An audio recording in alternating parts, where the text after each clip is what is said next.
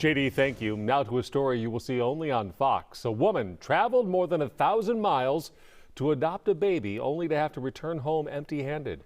Fox 26's Gabby Hart spoke with the woman and her husband, who say they are heartbroken. Well, this family is still in disbelief and also out of more than $10,000. They plan to pursue legal action against a Houston woman who they say was either never pregnant or just never had any intention of letting them adopt her baby. Just got our boarding passes and checked our car seat and baggage. Brianne Paquin and her husband have spent the past few years battling infertility, so they decided on private adoption. They took to social media, searching for someone who wanted to provide a stable home for a new baby. And a woman from Houston, Texas, who said she was around 5 months pregnant, agreed. Brianne shared their journey to adoption on TikTok and Facebook. Update, we're going to get our baby. The Paquins are from Akron, Ohio, so they hired a Houston area lawyer to help with the process. They also verified the woman's identity. He ran background checks. The first thing I had her do was prove her identity by sending a picture of her ID. Along the way, she sent the Paquins pictures and ultrasound videos updating them on the baby.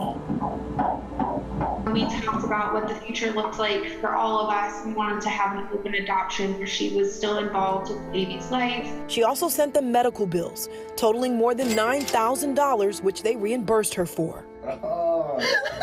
There was no convincing me or my husband that this was anything but legitimate. Fast forward to Christmas Day. The woman told them she was set to be induced early in the week, so they booked flights, rented a car and an Airbnb, and made their way to Houston, car seat in hand. Good morning, it is induction day. You guys, mom's being induced tonight at 8 p.m. Central Time, so prayers, please. But the day the woman was supposed to be induced, she told the Paquins her mom had to have open heart surgery. And then days went by, and there was still no date set for when the baby would be born. That's when the Paquins' lawyer set them down and told them he believed they'd been scammed. The lawyer and my husband actually went out to one of her last known addresses, which happened to be family members of hers, and they spoke with her family, they said they did not think she was pregnant at all. They said that was a lie. Her mom was completely fine, was not in the hospital. Heartbroken, the Paquins packed up and left Houston with an empty car seat and then went home to an empty nursery. Nothing has changed. We left an empty house and we're coming home to an empty house. And everything feels like it's changed.